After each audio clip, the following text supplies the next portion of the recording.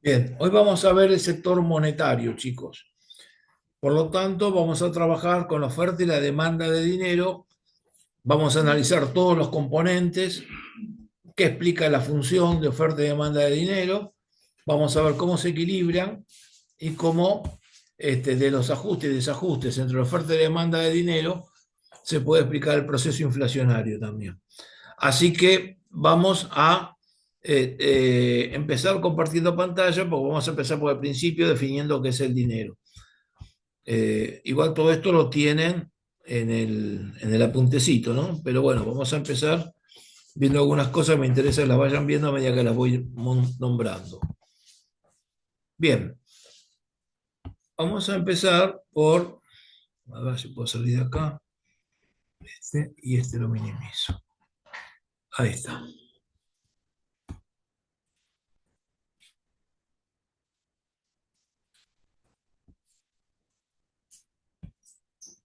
Bien, eh, vamos a empezar por el principio definiendo qué es el dinero. Y el dinero en el mundo moderno funciona a través de un sistema monetario. El sistema monetario en el mundo moderno no quiere decir que sea el único que existe ni que vaya a existir, pero en este momento el sistema monetario es fiduciario y fraccionario. Y esto grábenselo en la cabeza. Nosotros tenemos un sistema monetario, fiduciario y fraccionario. No nosotros por la Argentina, sino todos los países del planeta tienen este sistema. ¿Qué quiere decir fiduciario? El fiduciario viene de fidus, que quiere decir confianza en latín. Entonces, fíjense que ustedes hacen un fondo fiduciario, se trata de la misma idea.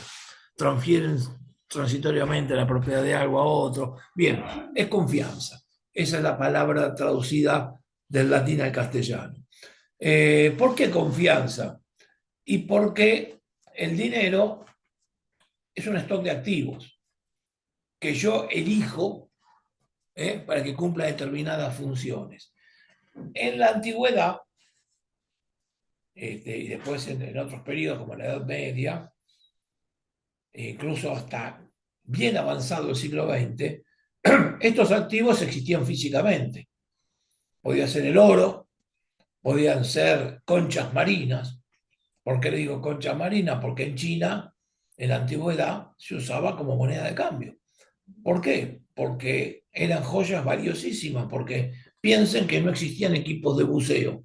Obtener una concha marina implicaba que una persona se tenía que sumergir a lo mejor a 100 metros, 150 metros, soportar las presiones del agua y volver con ese toque que se usaba para hacer joyas para las coronas y para las aristocracias del momento. Por lo tanto, tiene un valor altísimo. Se usaban como moneda de cambio. Granos de cacao, como usaban los aztecas, granos de café también se usaban como forma de sal. La sal era muy importante. De hecho, los romanos los sueldos los pagaban en sal. De ahí viene la palabra salario. ¿eh? Entonces, los sueldos de los militares pagaban en sal. ¿Y por qué era tan valiosa la sal? Y porque no había heladeras para conservar los alimentos. Entonces había que ponerlos en sal o en especias. Por eso las especias también eran muy caras. Entonces, todo este tipo de cosas son activos. Uno lo elige. Ahora, en este momento, ¿qué tenemos como garantía del dinero? Nada. ¿Qué es el dinero? Un pedazo de papel que no vale ni la tinta con la cual está hecho. Por lo tanto, es una cuestión psicológica. Nosotros aceptamos por confianza que ese pedazo de papel con tinta tiene un valor determinado para que cumpla la función de dinero. Y eso se llama confianza, fidus, sistema fiduciario. No importa si va a ser el dólar en el mundo, si va a ser el peso en Argentina, si va a ser el real en Brasil, es siempre la misma situación. Les aclaro, no siempre fue así. Es decir, generalmente se recurrió al oro y a la plata y hubo varios sistemas monetarios en donde las monedas tenían un valor específico. Ahora, no siempre hubo moneda tampoco. ¿Por qué? Y porque se usaba el dinero sin que exista una moneda acuñada. Les pongo un ejemplo. Eh, el dinero significa que existe un Estado atrás que certifica que una pieza de oro, una pieza de plata o de cualquier metal contiene un valor específico de gramaje en oro, en plata o en lo que yo quiero especificar. Y me lo certifica. Entonces, a partir de ahí se le da un valor con confianza para que haya un medio de cambio y demás. Ahora vamos a ver qué significa todo esto. Pero lo relevante es que esto se empezó a usar en algunas partes de la Grecia turca, porque los griegos tenían ciudades por todo lo que es el territorio de Turquía, como Lidia, por ejemplo. Lidia nace en Lidia, Frigia, Liria. Es decir, esto significa que ahí por primera vez el Estado aparece como garante del valor de las monedas. Antes de esto, ¿se usaba el dinero? Sí, pero no como moneda. Uno agarraba en la antigua Babilonia un pedazo de metal de hierro y tenía que ir a pelearse para que se lo reconozcan con el gramaje que uno pretendía que tenía de pureza, o eh, que el otro lo acepte. Era todo muy conflictivo y todo muy subjetivo. La aparición del Estado para garantizar este tipo de cosas fue resolviendo este tipo de conflictos. Pero después se pasó al patrón oro, distintos mecanismos. Son cosas que vamos a ver para el segundo parcial. Es decir, lo vamos a ver conmigo, así que no falta tanto tampoco. Lo relevante, lo relevante es que hoy es papel y por eso es fiduciario. Y por otro lado, el sistema monetario es fraccionario. ¿Por qué? Porque no solamente se crea dinero a través de emisión de papel por parte del Estado, sino el propio sistema bancario crea dinero. Porque si una persona deposita su dinero en un banco, los bancos participan del proceso de creación de dinero. ¿Por qué? Porque guardan una parte de ese dinero como reserva por si alguien lo viene a retirar. Y el resto lo usan para prestarlo. Entonces, esa fracción que guardan, lo convierte en fraccionario. ¿Por qué? Y porque una parte de ese dinero va a dar origen al multiplicador monetario conocido como expansión secundaria, como lo vamos a estudiar ahora, que hace que la cantidad de dinero que circula en una economía sea mucho mayor a la cantidad de billetes físicos que existen. ¿Y es por qué? Porque hay un sistema bancario que a través del sistema fraccionario hace que se guarde una parte de dinero y que preste el resto. Y cuando se presta, lo vuelven a utilizar los particulares y otra vez vuelven a depositar en el banco lo que se prestó. Entonces, otra vez guarda una parte y vuelve a prestar el resto. Entonces se va generando muchísimos rulos de estas características en donde es siempre el mismo billete que entra y sale de los mismos bancos. Entonces, ¿ese dinero existe físicamente? No, no existe. Son transacciones contables. Y por lo tanto, si mañana alguien quisiera ir y reclamar todos los depósitos que están en el sistema, no hay forma de pagarlo porque ese dinero sencillamente no existe. Bueno, hoy tenemos un sistema monetario que funciona con estas dos características. Espera un cachito. Un poquito de agua, por favor. Eh, disculpe, pero se me quedó con voz ronca. Bueno, entonces, es importante que entendamos que siempre estamos frente a un stock de activos.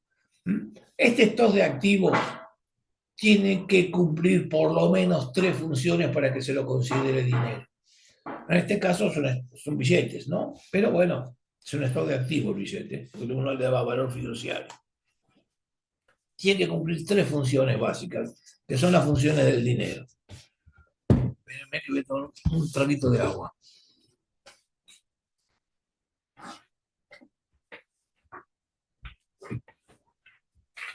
Y ya se los voy a mostrar acá abajo, que están enumeradas.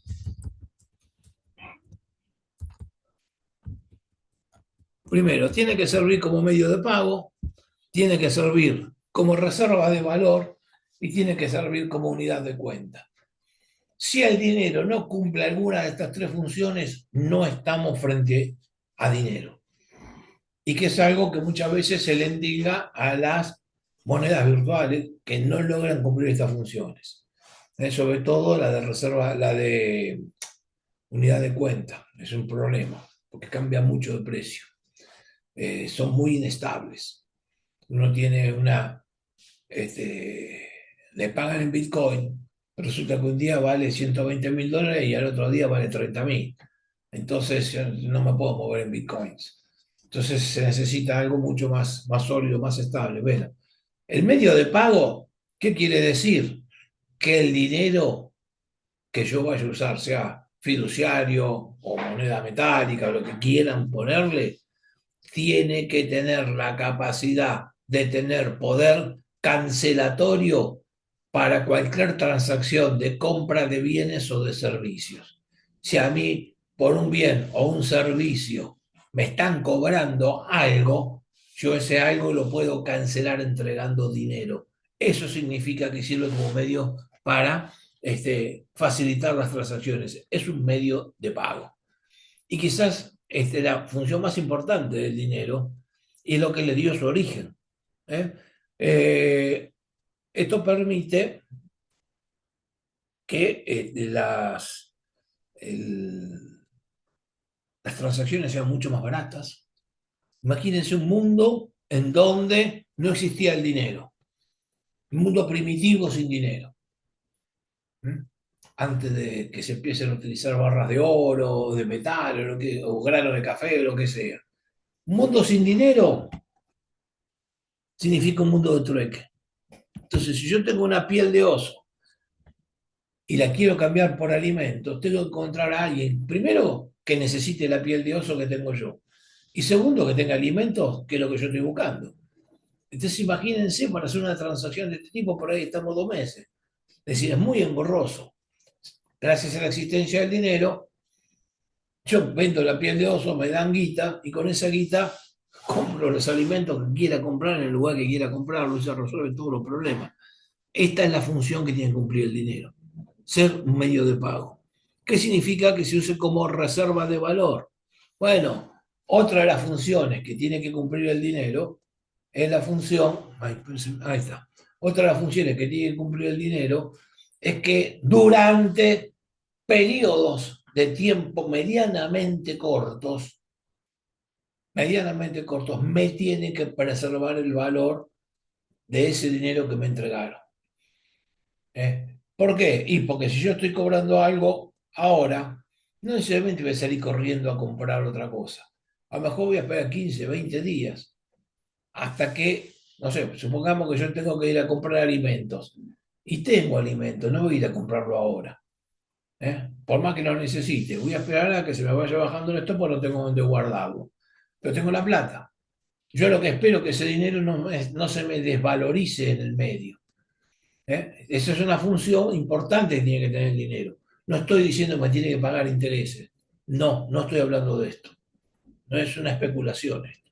Pero por lo menos me tiene que cumplir la función de reserva de valor para este tipo de esperas transitorias que tenemos que vivir en la realidad cotidiana de todos los días. Este es un punto en donde en la Argentina la función del dinero suele fallar porque vivimos en una situación de permanente crisis inflacionaria, ¿no? Pasa en muchos países del tercer mundo esto. Y la tercera función que tiene que cumplir el dinero es que tiene que servir de unidad de cuenta. ¿Qué quiere decir unidad de cuenta? Que yo tengo que poder medir en una sola unidad. Si no puedo ser que yo digo, bueno, sea todo a través de precios relativos. 1 kilo de papa significan medio metro de tela. Y entonces voy a tener que armar un precio de cada uno de los bienes, porque no, se lo denomina en dinero, como unidad de cuenta, se le pone un precio en dinero y uno ya toma la decisión que corresponde. Entonces, a partir de ahí, tenemos que cada país pone su moneda. En Estados Unidos será el dólar, en Argentina será el peso, pero tenemos una unidad de cuenta. Entonces, los balances, las contabilidades funcionan en esa unidad de cuenta, que también facilita la vida a todo el mundo y que por lo menos hace que funcione de esa forma. Bueno, con todo esto tenemos que pasar a definir que el dinero es un mercado como cualquier otro. Y acá en este grisado voy a limitar a darle la definición. Es un mercado. Y si un mercado que tiene una oferta y una demanda. M sobre P significa cantidad total de dinero dividido el nivel de precios. Es un índice, obviamente. Cantidad total de dinero dividido el nivel de precio. Esto es la oferta de dinero. Y la demanda de dinero va a ser una función L del tamaño del PBI y de la tasa de interés, de la tasa de interés nominal. Ahora voy a explicar después cuando veamos la demanda de dinero qué meto ahí adentro. Pero ¿por qué ponemos la tasa de interés nominal? Porque es el rendimiento promedio de cualquier activo de la economía que no sea el dinero. Entonces, es el costo de oportunidad de tener dinero. ¿Por qué es el costo de oportunidad? Porque tener dinero es una decisión de cartera. Yo puedo decir, me quedo, cobro un sueldo de 5 millones de pesos y digo, me voy a quedar con 1 millón de pesos en el bolsillo para manejarme en la sociedad. Fenómeno. Y los otros 4 millones por ahí los invierto para ganar plata. Ahora, si en vez de 1 millón quiero ganar, si quiero tener en el bolsillo 2 millones y estoy tomando una decisión que me implica un costo de oportunidad, porque yo estoy perdiendo de ganar intereses a partir de ahí. Entonces es un costo de oportunidad alternativo al dinero. Entonces, el dinero va a depender positivamente del volumen de transacciones. A mayor cantidad de transacciones, mayor cantidad de dinero viene a ser, que es el PBI. Pero por otro lado va a depender negativamente del costo alternativo al dinero, que es la tasa de interés nominal. Sobre esto vamos a volver cuando expliquemos la demanda de dinero. En dónde va a estar el equilibrio y donde se crucen las curvas de oferta y la curva de demanda, como en cualquier mercado. Entonces ahora vamos a tener que encarar por separado qué entendemos por oferta de dinero y después qué entendemos por demanda de dinero. Y después nos vamos a ensamblar para ver cómo funciona el equilibrio del mercado monetario y su desequilibrio. Entonces, vamos a bajar acá y vamos a empezar por trabajar la oferta de dinero. Hay tres definiciones para la oferta de dinero. Acá le pusimos dos, pero en rigor de verdad, la segunda definición podemos desdoblarla y considerarla una segunda y una tercera a la vez. Entonces, espero que me están ingresando alumnos. Ahí está. Bueno, la primera definición de la demanda de dinero, y grábenselo en la cabeza, aunque yo se los voy a poner grisado, la primera definición de la demanda de dinero es igual al circulante en manos del público más todos los depósitos del sistema bancario. Primera definición. ¿Eh? Segunda definición, le voy a dar las tres a la vez y después vamos a explicarla. Segunda definición, el dinero va a ser igual a la base monetaria multiplicada por el multiplicador monetario. Ustedes anoten, yo después les explico. Y la tercera definición, también a la base monetaria se le llama expansión primaria. ¿Eh? Y la tercera definición va a ser igual a la base monetaria más la expansión secundaria. Estas tres definiciones le va a dar lo mismo. Entonces, para poderlo entender, tenemos que plantearnos el proceso de creación de dinero. Por lo cual voy a empezar por la base monetaria. ¿Por qué? Porque la creación física de billetes está a cargo de una entidad pública en casi todos los países, aunque los más importantes no. Estados Unidos es una empresa privada la que emite los dólares. No se piensa que la Reserva Federal es del Estado, es de los bancos. La definición. La Reserva Federal es privada. Y por cada dólar que emiten le cobran intereses al gobierno de los Estados Unidos. Así que cuando se emiten dólares y se emiten dólares, y eso vamos a estudiar para el segundo parcial, Estados Unidos está creando deuda permanente. ¿Eh? ¿Por qué? Y porque le emite una letra, igual que acá, una letra o un bono a favor de la Reserva Federal, que es privada. Y ese bono genera intereses.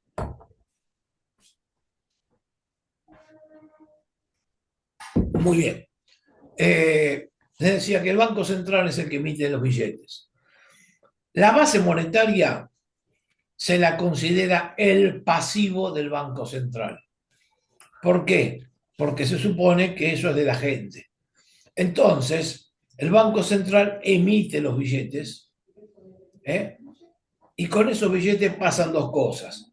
Hay una parte de los billetes que se lo queda la gente en el bolsillo. Se llama billetes y monedas en poder del público. ¿Eh?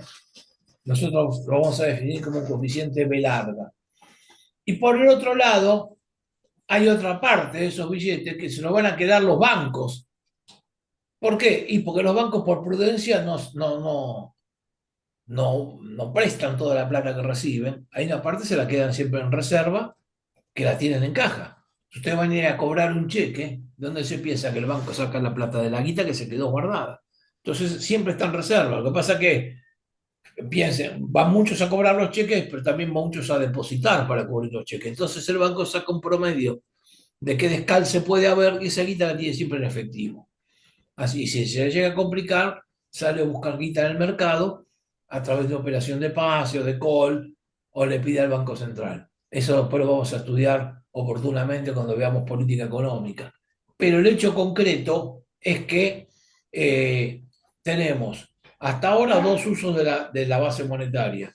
Una son los billetes y monedas en poder del público y la otra son los billetes y monedas en poder de entidades financieras, es decir, de los bancos. Y el resto del dinero, los bancos lo van a guardar en el Banco Central como reserva voluntaria o como reserva obligatoria. Entonces, ¿qué destino tienen los billetes físicos? O se lo hace a la gente, o se lo quedan los bancos, o los guardan como reserva en el Banco Central. Si yo sumo estos tres conceptos, tengo la base monetaria, que es igual al pasivo del Banco Central. Ahora bien, a las dos primeras ideas, billetes y monedas en manos del público y billetes y monedas en manos de entidades financieras, las vamos a llamar circulación monetaria. Por lo tanto, la base monetaria va a ser igual a la circulación monetaria o el circulante, más los encajes bancarios que son iguales a las reservas que los bancos ponen en el Banco Central. Acuérdense que encajes y reservas guardadas en el Banco Central no reservas en dólares. Eso es otra cosa. Esas lo vamos a ver ahora en los activos del Banco Central. Sino en los encajes. Yo encajo dinero, se lo doy al Banco Central y ahí tengo una guita reservada para poder usar en caso de necesidad. Bien, esto es la base monetaria. Circulante más encajes en poder del Banco Central. Ese es el pasivo del central. ¿Y en el activo qué voy a tener? En el activo voy a tener el dinero que usa el Banco Central para comprar dólares en reserva, dólares, yuanes, yenes, no importa qué moneda, divisas. Es decir, cualquier reserva que compre el gobierno nacional a través del Banco Central está en la primera de las cuentas que son las reservas del Banco Central. Segundo concepto, el Banco Central le puede prestar dinero al Estado. Ese concepto se llama adelantos transitorios. Ya lo estudiamos en el sector público. Cuando el Tesoro le va a pedir plata al Banco Central, el Banco Central lo va a emitir y se la va a prestar. Entonces el Banco Central se convierte en acreedor del Tesoro. Pero el Tesoro se tiene que devolver, por lo tanto el Banco Central lo considera un adelanto transitorio. Un adelanto transitorio. Entonces, los adelantos transitorios al Tesoro es un crédito que el Banco Central tiene, entonces va en el activo. Y tercero, el Banco Central le puede prestar plata al sector privado. Si le va a prestar plata al sector privado porque está descalzado, a un banco, por ejemplo, es un banco de bancos. Entonces, lo que tenemos ahí se llama redescuentos. ¿Por qué? Y porque los bancos suponen que le venden una parte de su cartera y se la están redescontando porque ellos lo descontaron originalmente en una primera etapa y ahora se las quedaron en su activo y ahora se la venden al central que se la redescuenta y con esto le adelanta la plata y le va a cobrar un interés a cambio. ¿Eh? Entonces acá tienen las tres cosas que tienen el activo de la base monetaria y en el pasivo está la base monetaria en sí misma. En todo el mundo es así, menos en la Argentina, donde por ahí hasta hace poco existía otro concepto, lo vamos a ver un tiempo, que se llama la base monetaria ampliada, aunque ahora ya no existe más. ¿Eh? Bien, con esto entramos ya a razonar el segundo concepto que nos lleva a, esto es lo que se expliqué recién, a la expansión secundaria. A ver, la ecuación secundaria opera a través del multiplicador monetario, chicos.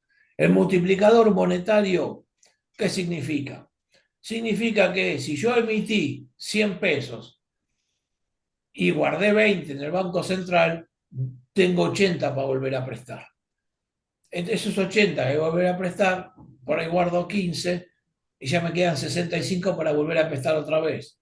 Pero fíjense que es siempre el mismo billete que va circulando y cada vez me queda menos disponibilidad. Arranqué con 100, después con 80, ahora con 65. Cada vez queda menos disponible, pero cuando yo voy acumulando cada rublo que va pasando entre el sector privado y el sector bancario, lo que va a pasar es que estoy creando dinero. ¿Por qué? Y porque la gente ese dinero lo recibió y lo volvió a depositar. Entonces, para mí esa guita es mía. Yo la deposité, entré con los billetes al banco. Ahora el banco lo volvió a prestar, el mismo billete, y el otro tipo que va a ir a depositar lo nuevo también va a hacer lo mismo. Y también llegó el billete y dice, ese billete es mío. Pero es el mismo billete que está circulando. Entonces está creando dinero, porque cada persona que va y lo mete de nuevo en el banco está generando expansión secundaria, que es solamente un proceso contable. Esa plata no existe. Existe contablemente, pero no físicamente. Por lo tanto, fíjense que si mañana todos fuesen a retirar sus depósitos al banco, simplemente no se los van a poder pagar. ¿Por qué? Porque esa plata no existe. Solamente existe la base monetaria. ¿Mm? Por eso que tiene que haber un banco central. Porque si tenemos una corrida de temor por expectativas negativas de lo que puede pasar en un país y va todo el mundo corriendo a retirar sus depósitos, si no estuviese el Banco Central, nadie podría devolverte los depósitos, que es lo que pasó en la crisis del 30. Entonces, generalmente el Banco Central se hace garante. Después dicen que no tiene que haber Banco Central. ¿Sabe cuántas veces hubiéramos volado por él y si no hubiera Banco Central? Bueno, de eso se trata este concepto de la expansión secundaria.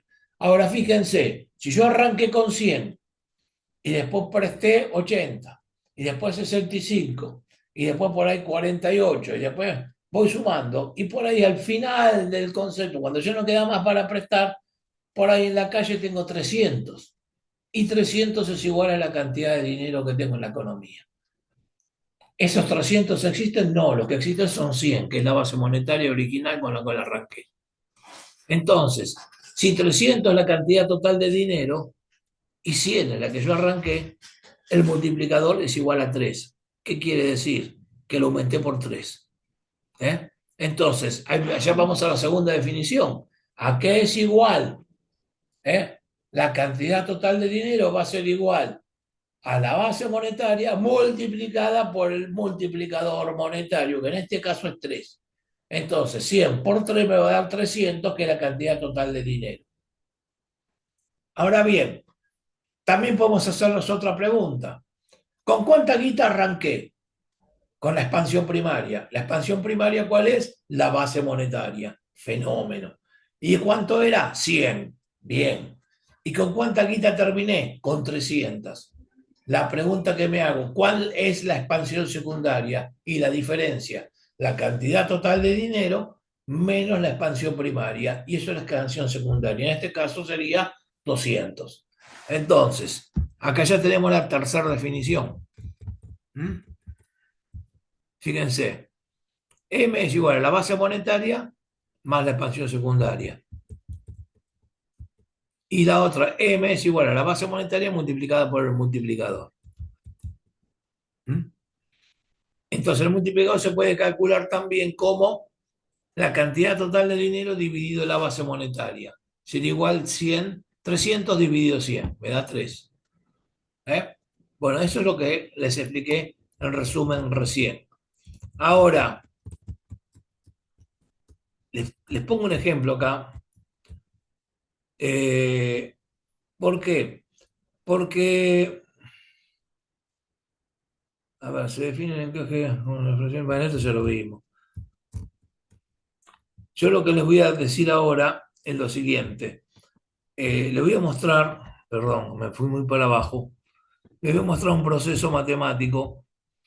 Nosotros sabemos que la base monetaria es igual al circulante más los encajes. Al circulante lo vamos a llamar C y a los encajes los vamos a llamar E de encaje.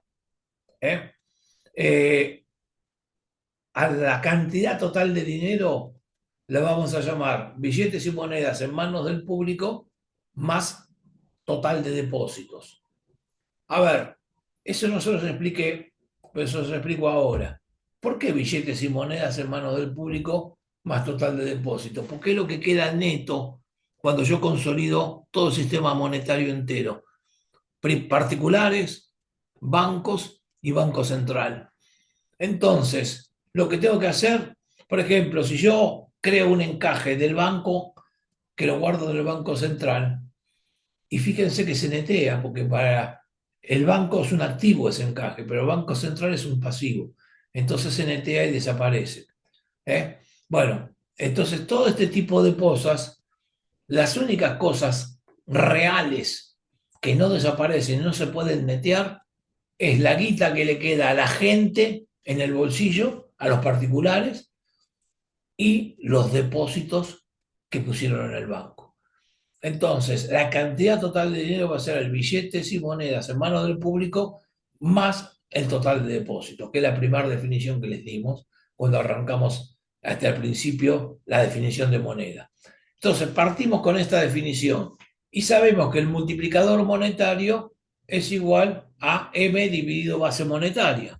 Por lo tanto, podría ser igual a billetes y monedas en manos del público más depósitos dividido circulante más encajes. Entonces ahí tenemos una definición de multiplicador. Acá los tenemos. M es billetes y monedas. Esto es lo que les dije recién. ¿Eh?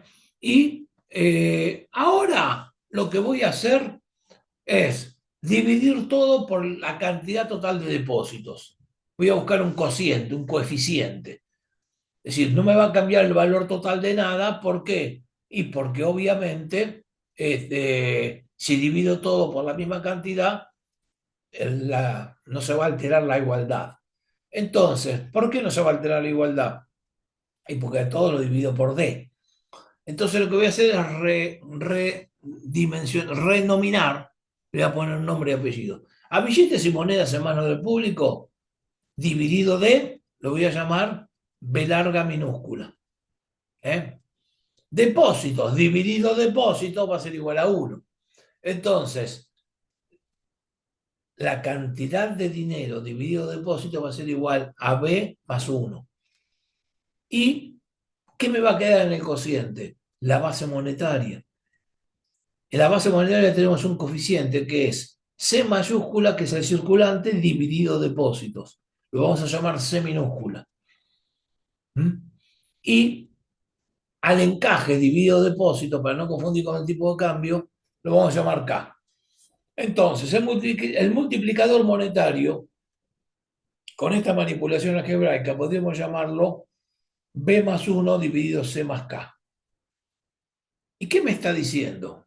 Bajamos un poquito, vamos al otro grisado de abajo, que la cantidad total de dinero, M, es igual a B más 1 dividido C más K por la base monetaria. ¿Mm? Esto no es un tema menor. ¿Por qué? Porque ahora,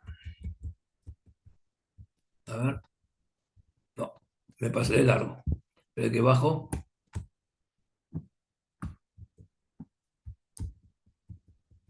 Porque ahora, en base a esta definición, yo les voy a hacer una pregunta.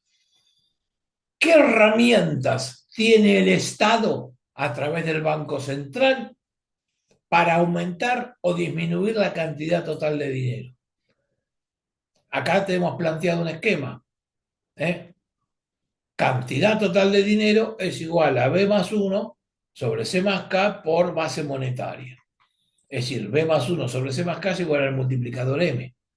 Y base monetaria es la expansión primaria. Y tenemos dos herramientas, chicos. La primera es fácil. Agarro la base monetaria y emito más dinero. ¿Quiero aumentar la cantidad más de dinero? Sí, puedo hacerlo. Emito billete, le doy a la maquinita. Quiero sacar plata de circulación, saco billetes de circulación físicamente. Entonces, la cantidad de base monetaria va a aumentar la cantidad de dinero o la va a reducir de acuerdo a la política que yo quiero adoptar. Si quiero una política monetaria expansiva, la voy a aumentar y si quiero una contractiva, la voy a disminuir. No voy a ponerme a juzgar si está bien o mal, porque eso lo vamos a ver en la clase de política económica. Empiecen por entender los rudimentos. La base monetaria es la primera herramienta que yo tengo para aumentar la cantidad de dinero en la economía o para disminuirla. Pero hay otra que yo tengo para hacer, que es trabajar sobre el multiplicador, que es lo mismo que trabajar sobre la expansión secundaria. Entonces acá lo primero que tengo que preguntar, ¿qué controla el Estado dentro del multiplicador? Y vayamos a razonarlo por un segundo. Esperen que tomo un sorbito de café.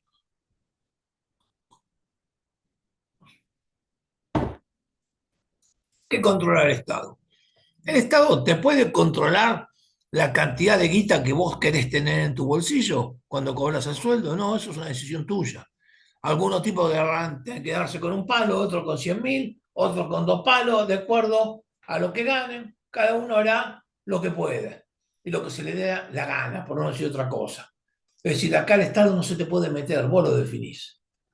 Uno es porque es depósito sobre depósito, ahí no se puede meter el Estado ni nadie. Segundo, vamos a ver el circulante. El circulante se compone, circulante sobre depósitos, se compone de los billetes y monedas en manos del público, que ya dijimos que el Estado no se puede meter, y de los billetes y monedas en manos de entidades financieras. ¿De quién es la decisión? Es de los bancos. Entonces el Estado no puede meterse en la cantidad de circulante que va a haber en la economía.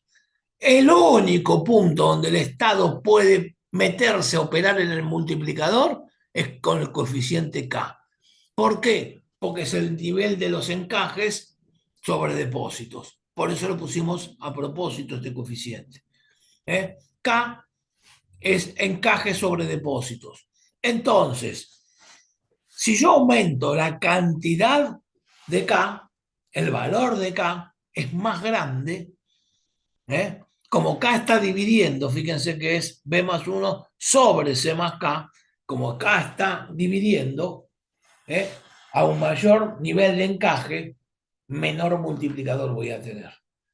Entonces, si el Estado quisiese disminuir la cantidad de crédito en la economía, lo que tiene que hacer es subir encajes. Por ejemplo, en la Argentina los encajes estaban en el 52% y lo bajaron al 45%. ¿Qué es lo que hizo el gobierno la semana pasada? Bajó los encajes, achicó el valor de K. ¿Por qué? Porque quiere más guita en el bolsillo, porque la economía está demasiado parada. Y lo quiere hacer a través del multiplicador, porque ellos dicen que antes de emitir se cortan las manos. Entonces, lo que hacen es generar expansión secundaria. Es lo mismo. Pero no tocaron la maquinita. Es decir, siempre, todo tiene que ser ideológico. Pero lo importante es que K, si yo quiero darle más expansión secundaria a la economía y aumentar el valor del multiplicador, reduzco encajes. Entonces voy a aumentar la cantidad de dinero. Y yo quiero reducir la cantidad de dinero, aunque sea para fabricar un carry trade, como vamos a estudiar en un rato, lo que puedo hacer es aumentar el tamaño de K, y al aumentar el tamaño de K, la cantidad de dinero va a ser menor. Y obviamente eso va a disparar la tasa de interés. Entonces tengo dos herramientas para que el Estado se pueda meter. O emito plata o manipulo los encajes. En el primero, trabajo sobre la expansión primaria. En el segundo, sobre la secundaria o el multiplicador. ¿Les quedó claro? Bien. Ahora, ya con esto que les mostré la forma de operar sobre el sistema monetario, les voy a mostrar los tres niveles de ofertas de dinero que tenemos definidos en el balance consolidado del sistema. En primer lugar, los vamos a ordenar con tres números, M1, M2 y M3. Incluso les puedo poner un M3', aunque ya el Banco Central no lo publica más. Eso no quiere decir que no se pueda medir y no exista. Durante años lo publicó. A ver, sabemos que la cantidad de dinero es billetes y monedas en manos del público más depósitos. Entonces, lo que yo voy a ordenar ahora son los depósitos por grado de liquidez. Los depósitos más líquidos de todos son los depósitos en cuenta corriente, porque son los depósitos destinados al giro comercial de una empresa. Entonces, eso hoy lo deposito y mañana ya no está más la plata porque la deposité para cubrir cheques. ¿Mm? Los otros depósitos, que también son de liquidez bastante inmediata, pero tardan menos en moverse por una cuestión empírica, lo tenemos medido, ¿eh? Uno sale en 24 horas, otro sale por ahí en 15 días. Son los depósitos en caja de ahorro, porque la mayoría son particulares que no se llevan toda la plata junta, la van retirando a lo largo del mes. ¿Eh? Pero también es de alta movilidad. Y el tercer tipo de depósito que no se mueve tan rápido es el depósito a plazo fijo. Un depósito a plazo fijo puede ser de un particular o de una empresa, y una empresa puede decidir dejarlo 6 meses o un año si quiere. ¿Eh? Y un particular puede generar, los renueva cada 30 días. Entonces, si yo tuviese que ordenar los depósitos por grado de mayor liquidez a menor liquidez, ¿eh? Puedo definir el M1, el M2 y el M3. ¿Por qué? Porque en el M1 voy a poner los billetes y monedas en manos del público, más los depósitos en cuenta corriente, que son los de extrema liquidez. Entonces el M1 me mide la cantidad de guita destinada a la liquidez inmediata. El M2 es igual al M1, es decir, tomo el resultado anterior y le sumo los depósitos en caja de ahorro, que tienen menor movilidad que los depósitos en cuenta corriente, pero todavía se mueven bastante. Generalmente yo quiero ver si la gente está huyendo del dinero, primero mido el M1 y después miro el M2. Siempre tengo que mirar en esa dirección. Y si estoy frente a una corrida cambiaria, ahí empiezo a mirar el M3 porque la gente empieza a desarmar los plazos fijos para pasarse al dólar. Pero fíjense la importancia que tiene este grado de análisis que estamos haciendo. El M3 es igual al M2 más los depósitos a plazo fijo. Entonces, yo le cargo depósitos por grado de menor liquidez. Primero empiezo con lo de más liquidez y después paso al M2 con menos liquidez y al M3 con menos liquidez todavía. Más el anterior, ¿no? Bueno, hay un punto que es el M'3, que toma el M3 más los depósitos en moneda extranjera pasados a pesos. Es decir, acá yo mido la guita en dólares, por ejemplo, en depósitos en dólares, lo multiplico por el tipo de cambio y me da el M'3. ¿Eh? Esto hay que mirarlo, porque si hay un desarme en el M'3, quiere decir que o hay un desarme primero en el M3 o hay un desarme en los depósitos en dólares. Si empieza a haber un desarme en los depósitos en dólares, es porque el mercado empieza a oler un corralito o un corralón. Entonces hay que monitorearlo, porque una expectativa de mercado de este tipo puede ser terrible. Y ahora les voy a dar un ejemplo. La Argentina, lo estudiamos en la clase pasada, tiene el cepo cambiario que se puso para impedir que las multinacionales giren los dividendos al exterior. Esto se puso en el gobierno de Cristina y y se quedó para vivir. Hasta la actualidad no se levantó. Este gobierno tampoco lo levantó. Levantó solamente para los depósitos de los particulares, en moneda extranjera. Ahora bien, Con todo esto que les estoy diciendo, yo tengo un escenario en donde que el día de mañana el gobierno, que por eso no quiere levantar el cepo, le llega a habilitar para levantar el cepo y que se lleven la guita que quieran al exterior, es tanta la cantidad de guita en plazo fijo que se desarma que el M3 se derrumba. Y cuando se derrumba el M3, cuando se derrumba el M3, es altamente probable que el resto de la economía se dé cuenta que el gobierno tampoco va a poder responder por los dólares, porque se va a quedar sin reservas. Y como sabemos todos que tenemos reservas negativas, es decir, que la cantidad de guita que tiene el Banco Central guardada no es del Banco Central, pues siempre se dice que el gobierno está trabajando con reservas prestadas o alquiladas. ¿Por qué? Y porque, por ejemplo, si ustedes el día de mañana hacen un depósito en el Banco Central, en un banco de dólares, el banco una parte se lo quedan ellos para mover y la otra parte, el 50%, se lo tiene que dar al Banco Central, como encaje. Y el Banco Central, ¿qué es lo que hace? Lo computa como reservas. Pero en teoría no lo podría tocar, porque esa guita no es del Banco Central, es de los depositantes. Pero sin embargo el Banco Central se las patinó todas, por eso se llama reservas negativas. Como se las patinó todas, ¿eh?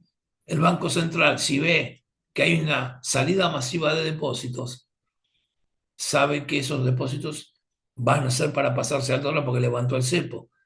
Y como levantó el cepo, las reservas que tenía, que eran alquiladas, que provenían de depósitos de particulares, deja de tenerlas. Entonces, ¿con qué le va a tener que devolver a los particulares si los particulares le piden la plata? No tiene cómo devolverla. Entonces, lo que va a terminar ocurriendo es que se va a venir un corralito o un corralón, como ya pasó en el 2001. Entonces, ahí va a empezar a mover, si ustedes ven que se empiezan a caer los depósitos en moneda extranjera, obviamente empieza a haber alguna historia rara. Entonces, son todas herramientas que sirven para poder monitorear el día a día. Esto está publicado todos los días, se publica. Ustedes vayan a internet, al Google y pongan informe monetario diario del Banco Central. Y ahí les va a dar el valor de la base monetaria, el valor del M1, del M2, del M3, de las reservas, de los depósitos en dólares. Y ya pueden hacer todas estas mismas cuentas que estamos haciendo nosotros. No es para nada difícil. ¿Eh? Bien, ahora, esto es lo que se expliqué hace un rato sobre los activos y pasivos, cómo se compensan. Le pusimos un ejemplo, así que no voy a dar todo esto. Los que sí les voy a explicar una cosa son los pasivos del Banco Central, que ya no se usan, pero que fueron importantes para explicar cómo llegamos hasta donde estamos ahora. A ver, habrán sentido hablar en los últimos años de algunas palabras, como por ejemplo las LELIC, o letras de liquidez, o habrán sentido hablar de los pases pasivos, o habrán sentido hablar de las LEVACs o de las NOVACs. Bien, todos estos eran pasivos que emitía el Banco Central. El Banco Central emitía una LELIC, se llama letra de liquidez. Solamente se le podían vender a los bancos. Entonces los bancos estaban obligados a comprársela. No, era una operación de mercado, pero más vale que se la compres. Entonces lo que hacían era no prestarle al sector privado y le prestaban al Banco Central. Esto no es regulación monetaria. ¿Esto qué significa? Que el Banco Central había emitido guita para pagar el déficit fiscal y no quería que se vaya a precios, entonces después la absorbía emitiendo una LELIC. Entonces lo que hacía era, como ya no tenía como pedirle prestado a los privados, se la manoteaba a los bancos. Los bancos se la prestaban al central y el Banco Central les aseguraba pagárselas con emisión monetaria cuando vencían.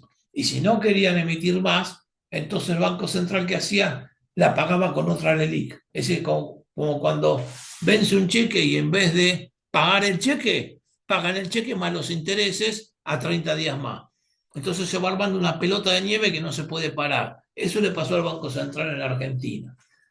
Eh, entonces, que todo el mundo especulaba que tarde o temprano iban a terminar emitiendo. Por eso es que en un momento Estados Unidos, el Fondo Monetario empezaron a presionar para que se desarme la bola del ELIX. No solamente estaban las LELIX, sino que estaban los pases activos. Las LELIX eran al principio a 7 días, pagaban interés, después se fueron a 30, después había 3 meses, después llegaron a estar hasta 6 meses. Pero cuando hicimos este apunte no estaba todo eso, pero llegaron a estar hasta 6 meses las LELIC. Ahora era una bola de nieve que no se podía frenar. Se había que cancelarlo de alguna manera porque estaba generando expectativas inflacionarias. Entonces, ¿qué es lo que se hizo? El Banco Central dejó de emitir LELIX y el Tesoro se hizo cargo de esa deuda y emitió bonos del Tesoro a un plazo más largo. A ese plazo más largo te aseguró una tasa de interés determinada y con eso reemplazó a las LELIC, que en vez de vencer a los 6 meses, empiezan a vencer un año y medio, 2 años. La trató de consolidar más larga, y con eso se está trabajando.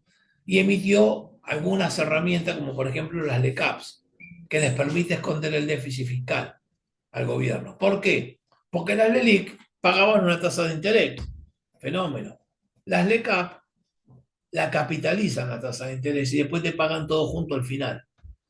Entonces, la tasa de interés capitalizable no figura en el balance de este año, sino que queda capitalizada. Entonces ellos no la muestran como un resultado negativo del tesoro. Entonces con eso vienen escondiendo el déficit, porque el déficit sigue existiendo. Les dije, fíjense en forma muy sencilla, si la deuda está aumentando es porque el déficit existe y es mugre abajo de la alfombra que la escondieron. ¿eh?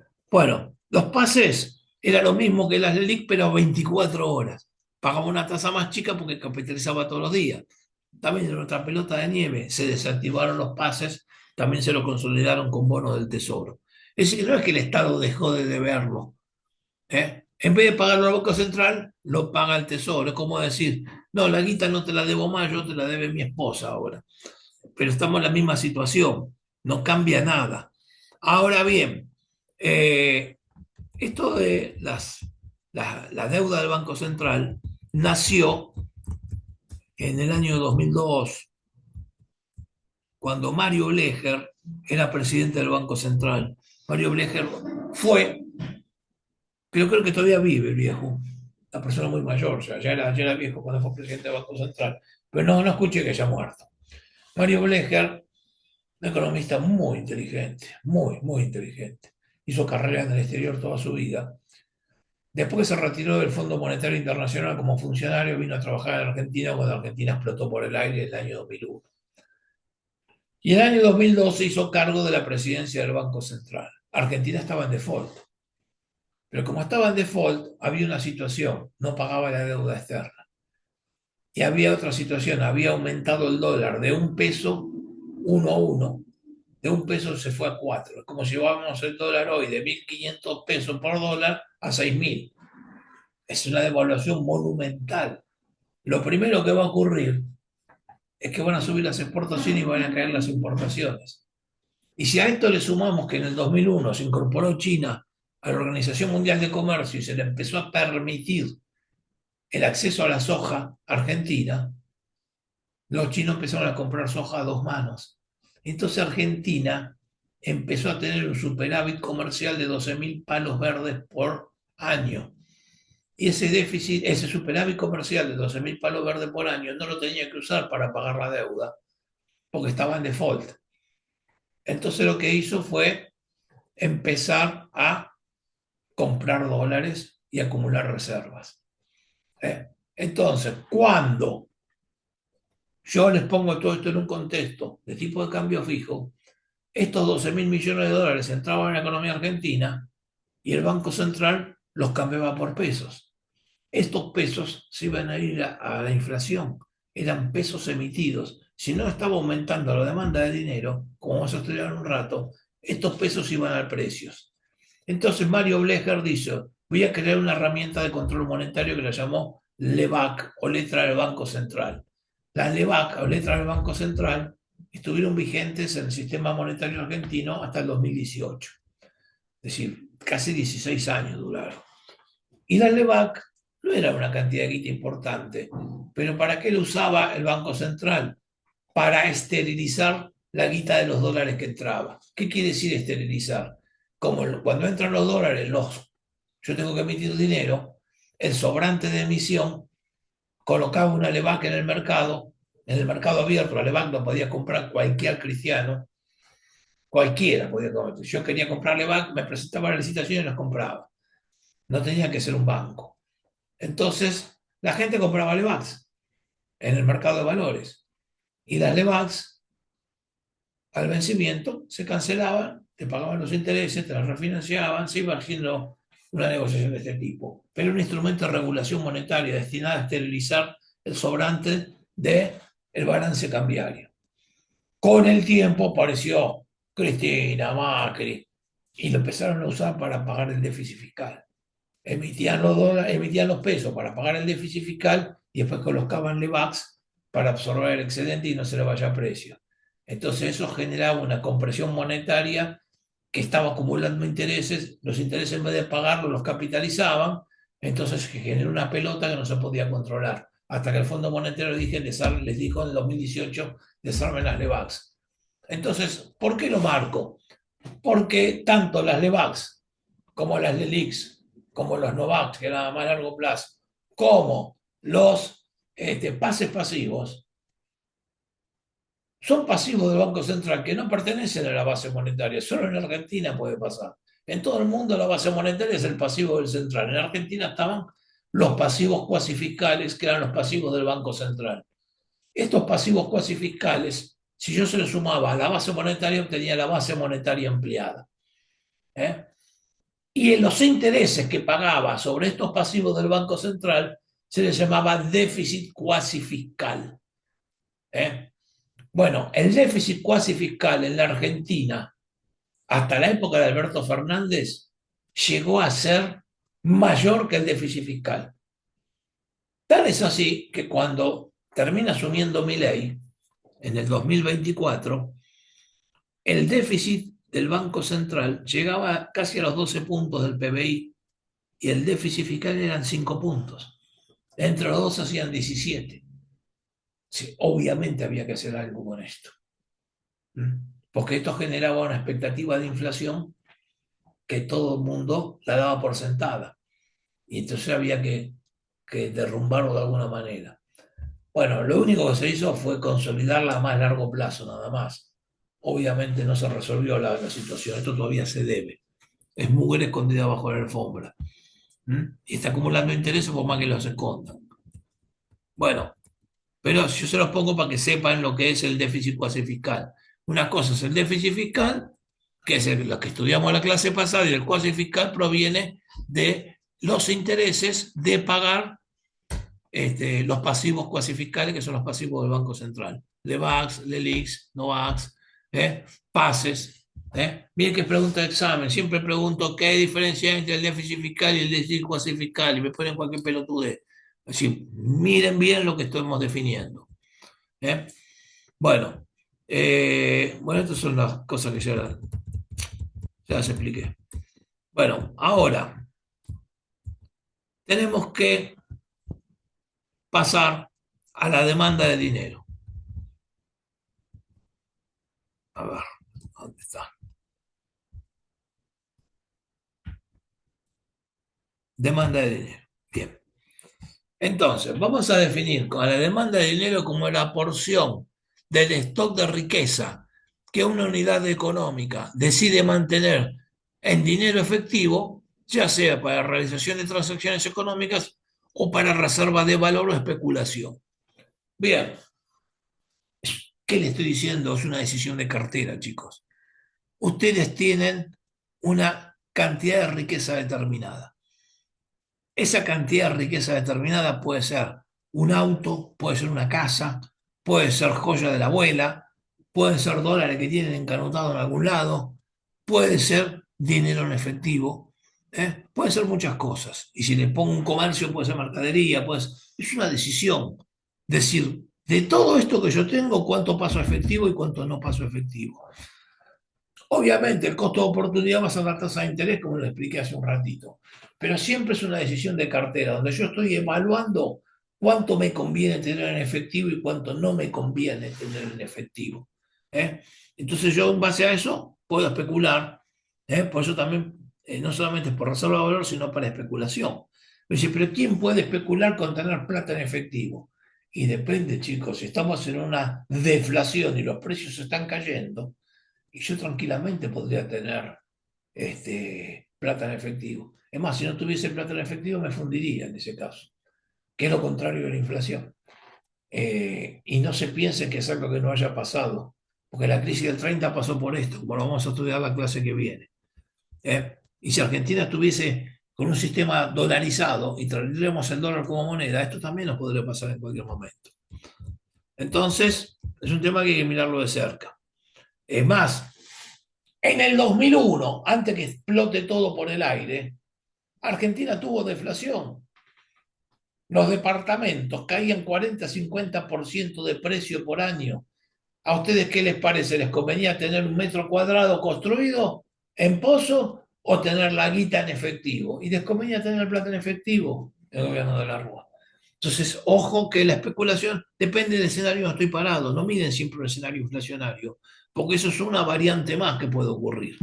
¿Eh? Bueno, entonces, obviamente, las dos cosas que me explican, la cantidad de transacciones que tengo que hacer es vincular mi demanda de dinero a el PBI. Por eso es que la demanda de dinero, real de dinero, va a depender del tamaño del PBI. Y la otra va a depender de la tasa de interés porque es una decisión de cartera. Estoy reafirmando lo que dijimos hace un rato. Ahora bien, no es lo mismo, no es lo mismo decir demanda nominal de dinero que demanda real de dinero. Son cosas diferentes. A la demanda real de dinero, que va a ser MD igual a L de I y de tasa de interés, la tengo que multiplicar por el nivel de precios. Entonces, MD sobre P multiplicado por P me queda MD solo, como está el grisado ese. Y la demanda real de dinero queda multiplicada por P. De manera que esto ya me define dos cosas. Como podrán ver, la demanda nominal de dinero va a ser cada vez más alta mientras más alto sea el nivel de precios de la economía. Entonces, paradójicamente, mientras más suben los precios, más guita necesito para hacer la misma cantidad de transacciones que antes. Esa es la principal conclusión que tienen que sacar. Por eso depende positivamente. Ahora tenemos que ver de qué depende el nivel de precios, qué explica el nivel de precios. En una economía, bueno, acá está. En una economía en donde nosotros tenemos dos tipos de bienes, presten atención, un tipo de bien se llama bien transable o comercializable, P sub C. Ese tipo de bien va a ser igual un bien comercializable internacionalmente, ya sea porque lo importo o porque lo exporto. Un kilo de soja, un kilo de carne, o puede ser ropa que traiga de Bangladesh, es lo mismo. Entonces, si el bien es comercializable o transable internacionalmente, el precio local va a ser igual al precio internacional multiplicado por el tipo de cambio. Salvo que el gobierno intervenga, pero vamos a partir de la base que acá así no funciona en este momento. Entonces, vamos a describir lo que tenemos hoy en Argentina. El precio local va a ser igual al precio internacional multiplicado por el tipo de cambio real, el tipo de cambio nominal. Entonces, acá está definiendo todo y a su vez tenemos bienes que son no comercializables, que van a depender de los salarios básicamente, o bienes no transables o bienes no comercializables, PNC. Entonces una función del salario. W quiere decir salario porque viene la palabra británica wage, que quiere decir salario. De esta forma, si ponderamos qué cantidad de bienes son transables como S1 y la cantidad de bienes no transables como S2, el promedio de los precios va a ser igual a un promedio ponderado, S1 multiplicado por los precios de los bienes comercializables más S2 por los precios no comercializables. Y sabemos que los bienes comercializables se definen por el precio internacional de los bienes multiplicados por el tipo de cambio, entonces S1 por el precio internacional de los bienes multiplicados por el tipo de cambio más S2 por los precios de los bienes no comercializables. ¿Bien? Entonces, ¿qué significa esto?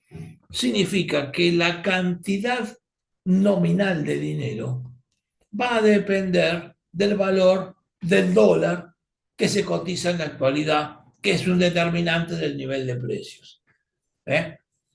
Si el nivel de precio, por ejemplo, fíjense, el petróleo subió, acá subió la nafta, va a depender del precio de los bienes internacionales. Pero si sube el dólar, también sube todo. Entonces, tanto el dólar como los precios internacionales inciden en la demanda de dinero. En esta demanda de dinero nominal inciden positivamente. A mayor precio de los bienes internacionales o mayor tipo de cambio, voy a necesitar mayor cantidad de billetes circulando para poder abastecer la demanda de dinero. La demanda de dinero va a requerir más billetes nominales porque el dólar está más caro o porque el precio de los bienes está más caro. Siempre estoy hablando en términos nominales. ¿Eh? Y a su vez, esto va a ser multiplicado por la demanda de dinero que va a depender del PBI y de la tasa de interés. ¿Mm? Bien, esto no se piensa que termina acá, se complica más todavía. Entonces, ¿qué hacemos acá? Bajamos. Voy a explicar ahora algo que ya estudiamos. ¿Qué explica el valor del equilibrio de la tasa de interés que yo tengo que tener para que no se me pase todo el mundo corriendo al dólar? Y por lo menos la tasa de interés local tiene que ser igual. Ya lo vimos en la clase del sector externo. Tiene que ser igual a la tasa de interés internacional más la devaluación esperada más el riesgo país. Va a depender, la tasa de interés local va a depender positivamente de la tasa de interés internacional, va a depender positivamente de la devaluación esperada y va a depender positivamente del riesgo país. Mientras todo esto suba, me va a subir la tasa de interés de equilibrio. Entonces, la tasa de interés nominal va a depender de estos factores. Si yo lo incorporo en la ecuación, me voy a encontrar que no solamente tengo los factores explicativos del nivel de precio de la primera parte, S1 por los precios comercializables, más S2 por los no comercializables, sino de la demanda real de dinero, que va a depender del tamaño del PBI y de los componentes de la tasa de interés nominal, que va a ser la tasa de interés internacional, la devaluación esperada y el riesgo país. Con lo cual, acá vamos a tener que esto va a depender negativamente, todos estos conceptos van a depender negativamente del PBI, va a depender positivamente, y la demanda nominal de dinero va a depender también positivamente del valor del dólar y del nivel de precios internacionales. Nos tiene que quedar muy claro que a medida que yo tengo un dólar más caro, mi demanda nominal de pesos tiende a subir, porque tengo que abastecer la misma cantidad de transacciones que antes. Bueno, ahora tengo que hablar del equilibrio del mercado monetario. La oferta sin igualar a la demanda. Se puede igualar en términos nominales o en términos reales. ¿Mm? Acá lo puse en términos nominales. Si lo voy a medir en términos reales, lo tengo acá abajo, lo dividido por el nivel de precios. ¿Está claro? Bien, de las dos formas lo tenemos que abordar. Si yo lo quiero dividir en términos reales, MS dividido P, como acá le estoy sacando a la cantidad nominal, a la demanda nominal de dinero, el nivel de precios, lo dividí todo por el nivel de precios y fíjense que me va a quedar la demanda real de dinero.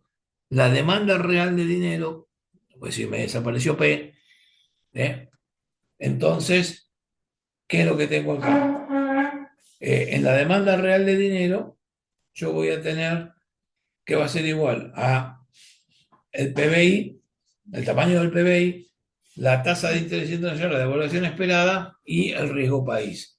Obviamente, va a depender negativamente de la tasa de interés internacional. Por ejemplo, si sube la tasa de dólares, la plata se raja de la Argentina hacia Estados Unidos. Si sube la devaluación esperada, sale todo el mundo corriendo a comprar dólares, nadie quiere tener pesos. Y si sube el riesgo país, quiere decir que hay riesgo de default y todo el mundo se desarma de los pesos porque atrás de eso viene una devaluación. Entonces, todo el mundo se cubre. ¿Mm? Entonces, acá tenemos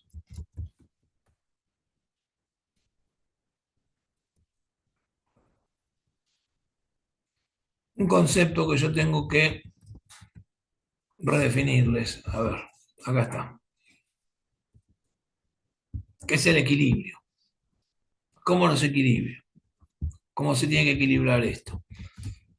La demanda, la oferta de dinero, la oferta real de dinero, que es la oferta nominal debido al nivel de precios, va a ser igual a la demanda de dinero abierta por todos estos conceptos que ya vimos.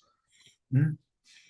Ahora, si yo hiciese un pasaje de términos y pasase dividiendo la demanda real de dinero y quedaría dividiendo a la oferta de dinero, y del otro lado el nivel de precios lo paso multiplicando del otro lado, me quedaría que el nivel de precios va a ser igual a la relación entre la oferta de dinero y la demanda de dinero.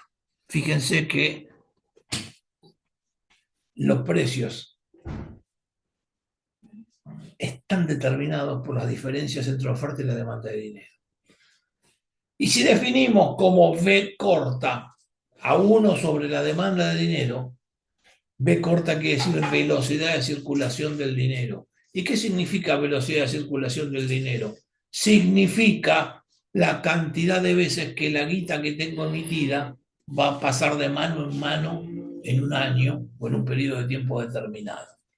Entonces, mientras más pasa de mano, la gente quiere sacarse la plata de encima. Entonces, si la velocidad del dinero sube, quiere decir que la demanda del dinero está cayendo. Y si la velocidad de circulación, es decir, V, baja, quiere decir que la gente está queriendo más dinero en efectivo y está subiendo la demanda de dinero. ¿Mm? Entonces, si ya tengo definida la demanda de dinero, podríamos redefinir la ecuación como, acá lo tenemos, velocidad de circulación por oferta de dinero es igual al nivel de precios. Esto es fundamental comprenderlo, porque esto que estoy moviéndoles acá arriba se llama teoría cuantitativa del dinero. Esta es la famosa teoría cuantitativa, ese grisadito, ¿eh? Que me está diciendo que la velocidad de circulación multiplicada por la oferta monetaria va a ser igual al nivel de precios. De manera que el nivel de precios es un fenómeno que se deriva de la cantidad de dinero que está dando vuelta en la calle por la velocidad de circulación. Quiero aclarar una cosa. Todo lo que estoy diciendo es visto desde el punto de vista monetario. Lo monetario y lo real no son algo distinto. Son dos caras de la misma moneda, de la misma moneda. Para que yo tenga una realidad monetaria, tiene que haber una realidad real que la explique. No se separan. No, este discurso de monetaristas contra no monetaristas son estupideces académicas. Son dos caras de la misma moneda, siempre. Pero siempre son dos caras de la misma moneda. Pues yo voy a dar una definición que muchas veces la toman los monetaristas como una Biblia sagrada. Pero yo no lo voy a dar porque respete esa Biblia. Porque podría explicar las causas reales que la llevan. Lo que voy a hacer es dar esa definición de inflación, que vamos a ver en un rato, que cuando se mueven los precios. ¿Por qué? Porque cada movida que ocurra en el sistema monetario tiene una causa en el sistema real. No son divorciadas. Están entrelazadas siempre. ¿Mm? Bien, entonces, eh, para empezar, tiene que quedarle claro que la velocidad de circulación es la inversa de la demanda de dinero. Si la velocidad de circulación se dispara porque está cayendo la demanda de dinero. ¿Eh? Entonces, Veamos un par de ejemplos, chicos. Veamos un par de ejemplos. Si la velocidad de circulación fuese constante y no cambiase nunca, cada vez que yo emito dinero, automáticamente la misma cantidad tiene que subir los precios. Pero puede darse el caso que yo emita dinero, ya sea con expansión secundaria o con expansión primaria, aumente la oferta de dinero por cualquiera de las variantes que estudiamos. Y si la velocidad de circulación está cayendo, eso no va a ir a parar a precios. ¿Por qué? Vamos a suponer el caso de una economía que crece mucho. El caso de la economía japonesa del siglo pasado, en la década del 60. La economía crecía al 10% anual. La demanda de dinero era del 50%. ¿Qué quiere decir? Que todos los años la demanda de dinero crecía al 0,10, que era la tasa de crecimiento de la economía, por el 50%. Crecía al 5% la demanda de dinero. Si el gobierno no salía a generar un déficit fiscal y lo pagaba con emisión monetaria, automáticamente dejaba de crecer la economía. Yo, para poder salir de la trampa, de la que estaba cayendo la economía, si no emitía, esa economía abortaba la tasa de crecimiento. Entonces, ¿qué hizo el Estado japonés para seguir creciendo? Empezó a fabricar un déficit fiscal y empezó a emitirlo, a emitir dinero para financiarlo. ¿Por qué? Y porque se lo pedía la demanda de dinero. Entonces, acá no hay que ser totalmente una cosa cerrada, decir no voy a emitir o voy a dejar de emitir. Depende de lo que me pida el mercado monetario. ¿eh? Depende de lo que me pida el mercado. Puede darse el caso contrario. A ver, puede darse una situación en donde la gente está esperando una devaluación de un día para otro porque el gobierno perdió la credibilidad y porque se pelearon con Estados Unidos o el que apoyaba en Estados Unidos perdió las elecciones o lo que sea. Automáticamente, yo puedo acá decir en Argentina no emito un peso, pero todo el mundo está esperando una devaluación. Y si todo el mundo está esperando una devaluación, porque no me van a poner más la guita de afuera para sostener esto, entonces lo que va a terminar ocurriendo es que vamos a tener muy probablemente una hiperinflación sin emitir un centavo. Por una cuestión sencilla, se va a derrumbar la demanda de dinero porque está aumentando el riesgo país, está aumentando la devaluación esperada. ¿Y qué me va a significar eso? Va a significar que la velocidad de circulación se va a disparar al infierno. Y si yo no emito un mango y la velocidad de circulación se dispara, tengo hiperinflación lo mismo. Si no necesito emitir dinero para tener inflación o hiperinflación. ¿Por qué? Y porque es un fenómeno monetario que depende de las expectativas del mercado también. Entonces, hay que saberlo analizar, por eso se lo puse acá arriba, con esta ecuación tan simple. ¿Mm? Ahora, ya que estamos en el tema del mercado monetario y que depende del dólar, les puse un grafiquito para que vean esto. Miren, si yo les dije que la demanda nominal de dinero va a aumentar cada vez que aumente el precio del dólar, lo puedo poner en un gráfico. En las ordenadas pongo el tipo de cambio nominal y en las abscisas pongo la cantidad de dinero nominal. Entonces, a mayor cotización del dólar, mayor demanda de dinero. La demanda de dinero en términos nominales va a tener una pendiente positiva en relación al dólar. Y la oferta de dinero va a ser una recta de 90 grados que no depende de ninguno de los factores explicativos.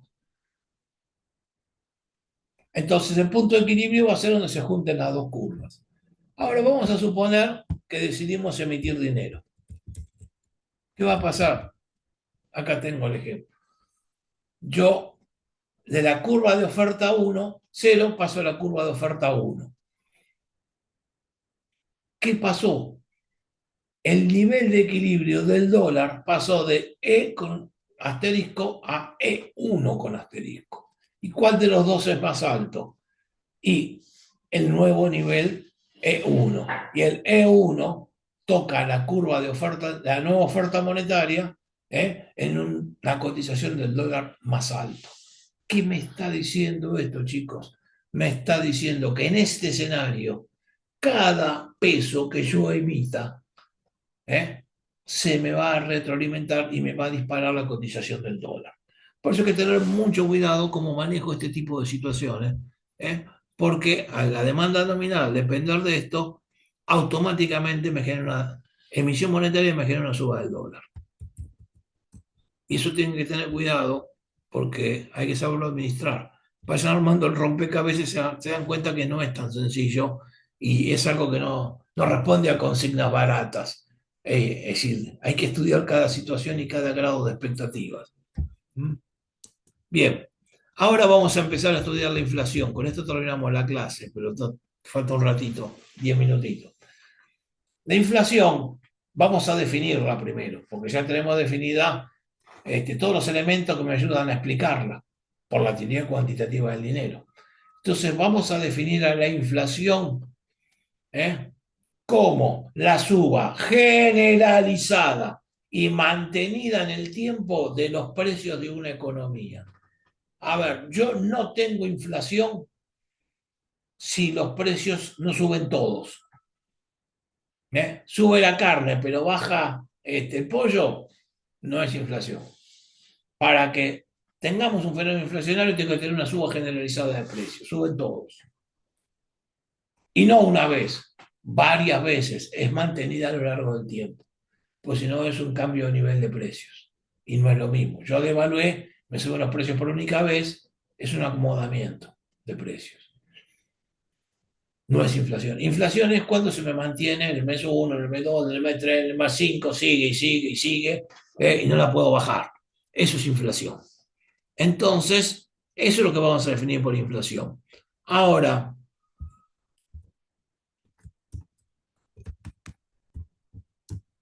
esta es una definición muy fuerte. Muchas veces de esto se agarran los ultraliberales. ¿Eh? Yo la voy a tomar. Ese porque me formé por ahí con esta definición, pero yo la relaciono siempre a que la parte monetaria es la contracara de lo real. Entonces, la inflación es siempre y en todo lugar un fenómeno monetario. No puede haber inflación si no tengo un desbalance o en la demanda de dinero o en la oferta de dinero. ¿Eh? O en un desbalance entre ambos, entre la velocidad de circulación y la demanda y la oferta de dinero. Esto me va a generar suba de precios en forma constante. Y esto no quiere decir que sea aislado lo que pasa en el sector real, sino que por el contrario, como está explicado por lo que pasa en el sector real, pasamos a ver las siguientes explicaciones. Hay distintas teorías en la teoría económica que explican la inflación. Tenemos la inflación de demanda, que viene del sector real, la inflación de costos, que viene del sector real, la inflación estructural, que proviene del sector real, y la inflación de expectativas, que también proviene del sector real. Sin embargo, todos estos fenómenos inflacionarios terminan siendo un impacto en el mercado monetario. No puede haber inflación sin impacto en el mercado monetario. Entonces, vamos a explicar cada uno de los casos. ¿Qué es la inflación de demanda?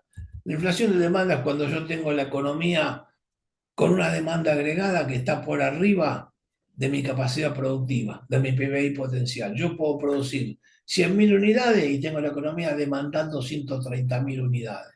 Esto me lleva a un incremento de la inflación, porque estoy forzando la maquinaria, o me está llevando a liquidar reservas, porque obviamente termino importando un montón de cosas porque la gente no lo termina produciendo, pero lo estoy demandando adentro, entonces lo traigo de afuera. Entonces, al traerlo de afuera se me dispara el, el tipo de cambio. ¿Por qué? Porque estoy teniendo una devaluación porque me estoy quedando sin reservas. Entonces, la inflación de demanda, ¿qué termina generando? Suba de precios. Cuando yo tengo la suba de precios, automáticamente la velocidad de circulación se activa. Y como se activa la velocidad de circulación, automáticamente estamos frente a una caída en la demanda de dinero. Emita o no emita, esta caída en la demanda de dinero va a significar un menor nivel de actividad y va a significar un mayor nivel de precios. Generalmente este tipo de ajuste se lo llama estanflación. Vamos a ver la clase que viene. Pero estamos por encima de la capacidad productiva. Esto se discutió mucho. La que tuvo este quilombo fue Cristina Kirchner, porque Cristina Kirchner mantenía la economía recontra recalentada. Se le decía en todos los idiomas que ajuste, no que ajuste, le decían otra cosa, enfriar la economía. ¿Qué quiere decir enfriar la economía? No sigas metiéndole un aumento del gasto público del 50% anual, porque vas a chocar la calecita. No le dio bola a nadie. Chocamos la calecita y del 2011 que no crecemos. ¿Eh? Los caprichos nos cuestan caro, por izquierda y por derecha. Ahora tenemos caprichos por derecha, antes teníamos caprichos por izquierda. Esto no funciona con capricho, funciona con ciencia económica. ¿Eh? Entonces, y con muñeca política. Entonces, la realidad es que las uvas se retroalimentan, aumenta la velocidad de circulación y disminuye el nivel de actividad. Esto es inflación de demanda. ¿Eh? Cristina tuvo este problema, lo quiso resolver, lo llamó Kicillof para que le haga el ajuste, lo hizo. En 2014 hicieron una devaluación, hicieron un ajuste y por eso llegaron a las elecciones y perdieron, porque venían de un ajuste. La gente llegó con mufa. ¿Eh? Bueno, esta es la inflación de demanda. Después tenemos la inflación de costos. La inflación de costos, el ejemplo más típico cuando un insumo clave de la economía se dispara mucho para arriba y termina arrastrando el resto. Como que acá te suba el costo del petróleo, el petróleo te dispara los plásticos, te dispara la nafta, te dispara el gasoil, y eso hace que suban los granos, que suba la carne, que suba todo. Entonces se activa todo esto y cuando se activa la inflación de costos, se activa la puja salarial, se activa la puja distributiva y cae la demanda de dinero y aumenta la velocidad de circulación. Y entonces se empieza a generar un proceso inflacionario con dinámica propia. Y ahí se origina en el sector real y pega en el sector monetario. Siempre funcionan interrelacionados. ¿Eh? El ejemplo más típico de esto fue lo que pasó en los años 70, cuando fue la crisis del petróleo. De 0,70 centavos de dólar se disparó a 35 dólares en 9 años. El petróleo. Entonces, obviamente, la economía dependía mucho más del petróleo que ahora. Y Estados Unidos, por ejemplo, tenía una tasa de inflación del 20-22%, que era inflación de costos. ¿Eh? Bien, Macri también tuvo esta situación cuando lo que hizo Macri fue meter los tarifazos brutales para eliminar los subsidios, como causa del déficit, metió tarifazos brutales y nunca pudo controlar la dinámica de inflación de costos que se generó a partir de ahí.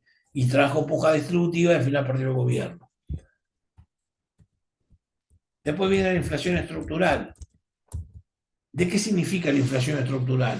La inflación estructural se explica cuando hay diferenciales de productividad entre los sectores de la economía. Generalmente ocurre entre sectores modernos y sectores tradicionales sin mucha capacidad de introducir aumentos en la producción, o por falta de capital, o por falta de tecnología, o por falta de productividad. Generalmente diferenciales grosos de productividad entre sectores modernos y sectores tradicionales. Un ejemplo de lo que pasaba en la Argentina hasta los años 80. Había dos casos típicos que se producían acá. En primer lugar, estaba el caso de qué sé yo, el azúcar. Los cañeros tucumanos tenían pequeños modifundos y eran pequeños productores que terminaban vendiendo el ingenio Ledesma. ¿Qué terminaba ocurriendo? La economía industrial del Gran Buenos Aires traccionaba una demanda importante, porque mejoraba los salarios reales, capacitaba gente, la industria crecía, tomaba obreros, había más empleo, y la gente quería comer más azúcar, como quería comer más carne, como quería hacer muchas cosas. ¿Qué terminaba pasando? Que los cañeros tucumanos no tenían capacidad económica para enfrentar un aumento de la producción. El azúcar se disparaba al demonio porque subía la demanda y no subía la oferta. Y eso es un problema estructural. ¿Eh? Lo mismo pasaba con la carne. ¿Por qué? Y porque no había un stock ganadero adecuado, el campo funcionaba muy a la antigua, con algunas vacas que se criaban a pasto, sin mejorar la tecnología, y cada vez que mejoraba la capacidad de consumo del mercado local, nos quedábamos sin carne el otro día, y la carne terminaba disparada de precio. Esto se llevaba puesto a la cabeza del ministro de turno. Era muy común en la década del 60 y del 70, muchos gobiernos resolvían con la veda, que decía tal cantidad de días por semana no se puede comer carne. Uy, se armaba cada quilombo. Bueno, eso pasaba, ¿eh? Pero lo más importante es lo que ocurría con el agro, con la parte agrícola. ¿Por qué? Porque el campo en general tenía una oligarquía vacuna que lo que hacía era tirar las vacas a comer pasto, las dejaba crecer solas, ni las vacunaban, estaban todas enfermas de aftosa encima, las vendían, cobraban la guita y se iban a Europa y no les importaba nada. Nunca invirtieron en mejorar el campo, nunca invirtieron en a ver si podían hacer algo con esto. Entonces, ¿qué pasaba? Argentina tenía un límite en su capacidad productiva de granos, que era 16 millones de toneladas. No se podía hacer más de eso, porque el resto estaba ocupado por vacas. ¿Qué terminó ocurriendo? Vinieron los años 80 y en los años 80 la Argentina fue pionera en el planeta con la manipulación del genoma de las semillas y se generaron las semillas transgénicas. Se modificó el ADN de las plantas.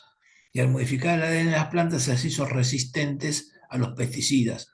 Y esto mataba todas las plagas. Entonces, de esta manera, se le pusieron fertilizantes y se mataron los bichos y la productividad se disparó. La producción saltó de 16 millones de toneladas a 60 millones de toneladas. Y era mucho más rentable producir este, con toda esta tecnología que hacer vaca. Obviamente las vacas fueron a parar al Chaco y a la frontera norte, empezaron a comer carne de cebú, modificada genéticamente también, y las mejores pasturas se usaron para hacer cosas. Pero, ¿qué pasaba? Antes de esta revolución agraria que se dio en Argentina, antes que en Estados Unidos, la creamos nosotros desde el INTA, por eso me da mucha bronca cuando los productores agrarios dicen, nos quieren sacar la nuestra. ¿Qué es la nuestra? Si ustedes hicieron esto con la tecnología que pagamos todos los boludos que vivieron en el conurbano pagando el IVA.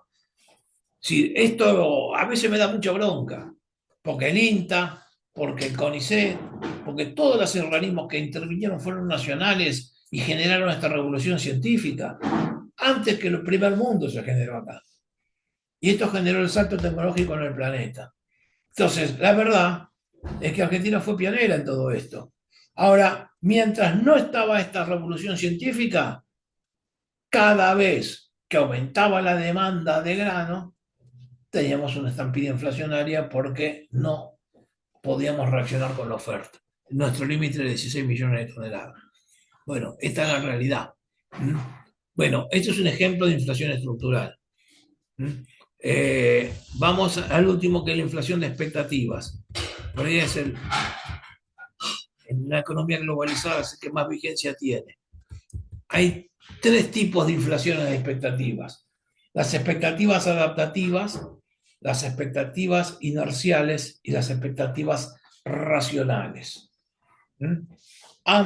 Las tres tienen ejemplo de aplicación práctica y depende del escenario que estemos viviendo. No hay nada que se dé en estado puro. Las expectativas adaptativas, lo que se hace es que los agentes económicos suelen en su cabeza ponderar la expectativa de inflación en base a las inflaciones pasadas y ponderan mal los últimos periodos. Por ejemplo, yo vengo de 10 años donde la inflación fue de un dígito y yo me voy a mover entre 0 y 3 puntos, 4 puntos de inflación como mucho por año. Por ahí si un año fue el 4 y bueno, por ahí el último año pondré más el 4 que los otros, que en vez del 3. Bueno, de esa forma yo voy formando mis expectativas futuras de inflación en base a lo que ocurrió en el pasado. Obviamente, eh, esto, por ejemplo, ocurrió cuando salimos de la convertibilidad acá y agarró el gobierno de Néstor Kirchner. Néstor Kirchner hacía una trampita ahí. Es decir, él emitía más lo que la gente esperaba de inflación.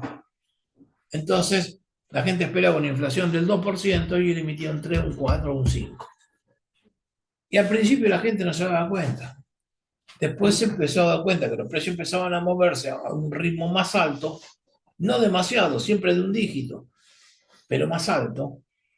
Entonces empezaron a acomodar las expectativas de inflación al alza. Cuando la gente se da cuenta que la están engañando, hace un ajuste de golpe. Ese ajuste se llama overshooting.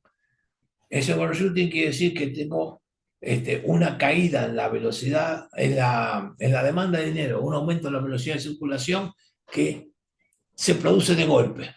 Viene al letargo y de golpe explota. Ese overshooting lo explicó Edmund Phelps, lo vamos a ver la clase que viene.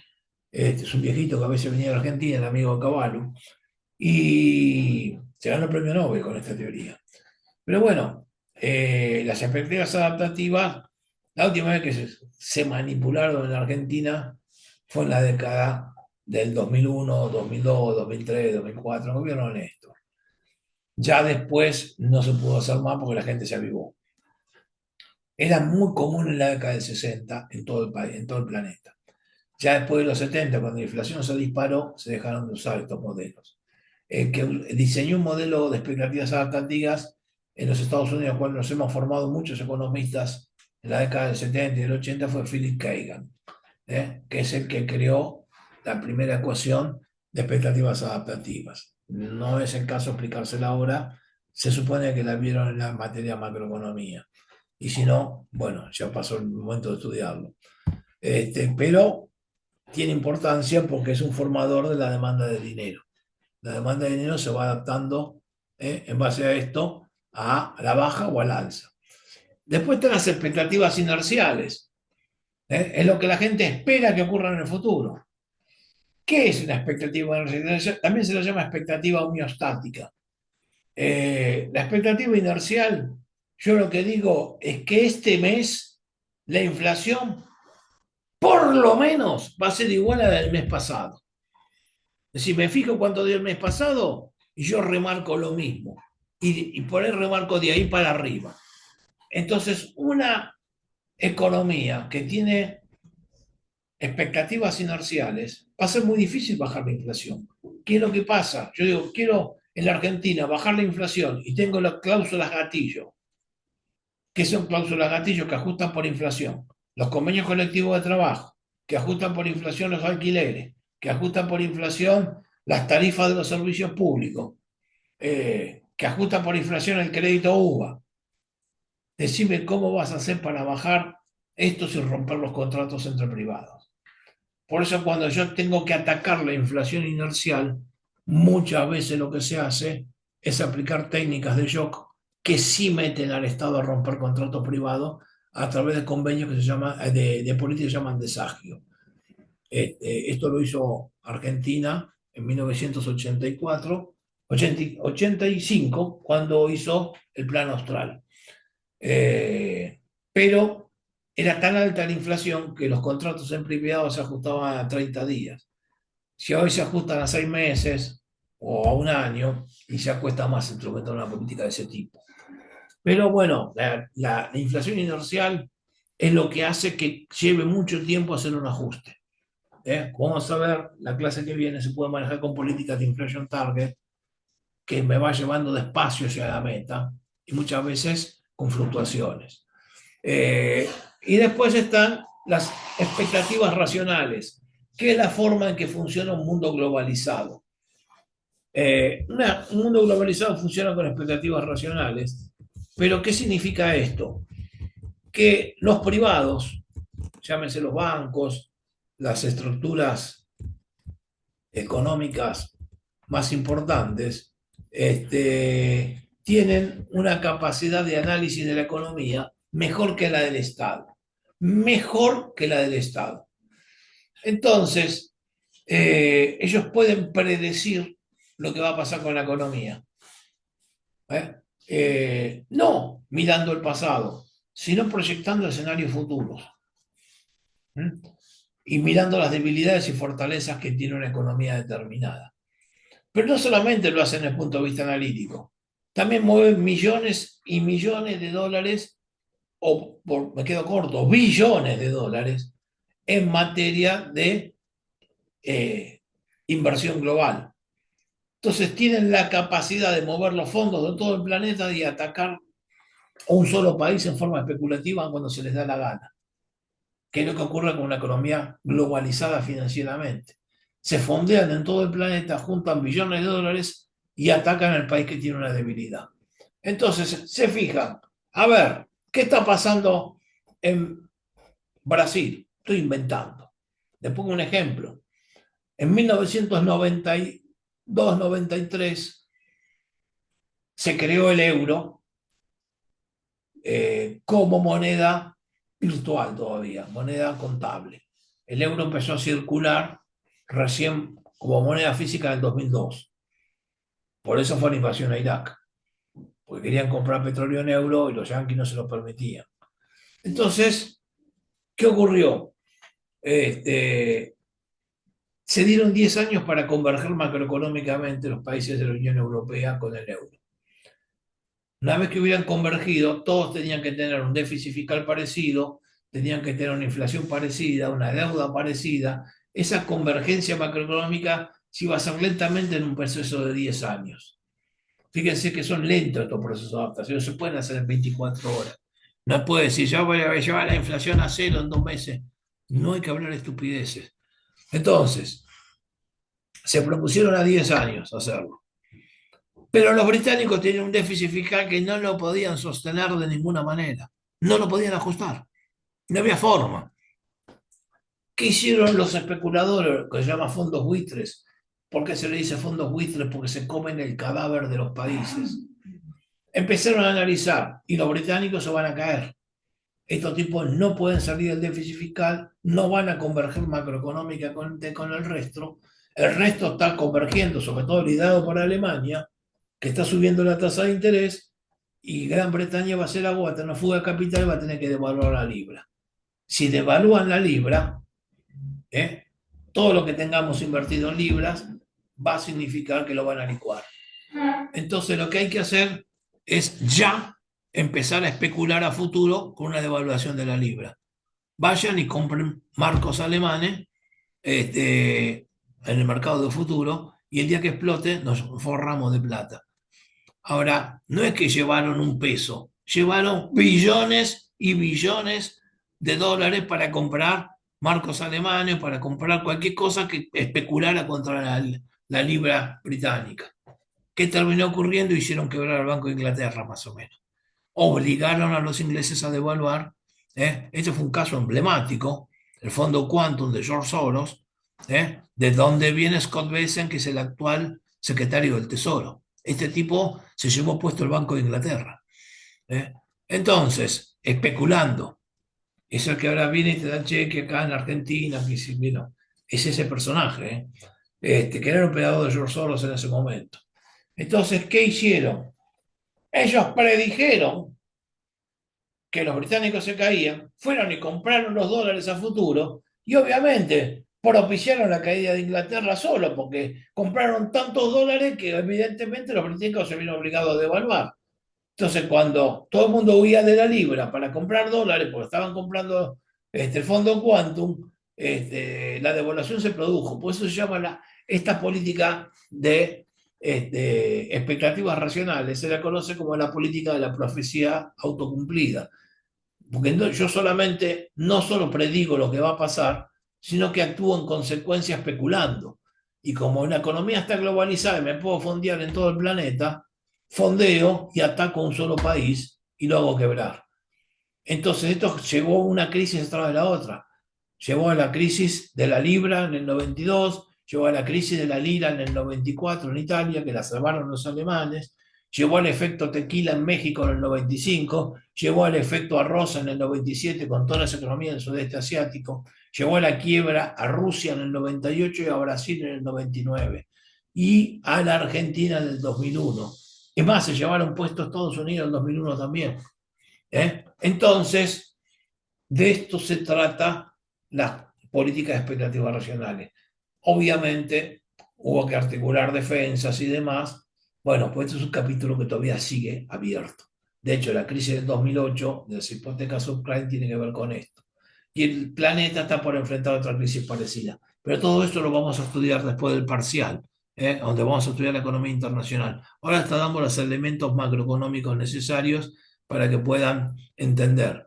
Entonces, yo lo que les estoy diciendo, en la política económica y la inflación, siempre hay que mirar, siempre que hay que mirar que el fenómeno monetario va acompañado de un fenómeno real, que lo explica, que genera que ese sea el escenario monetario.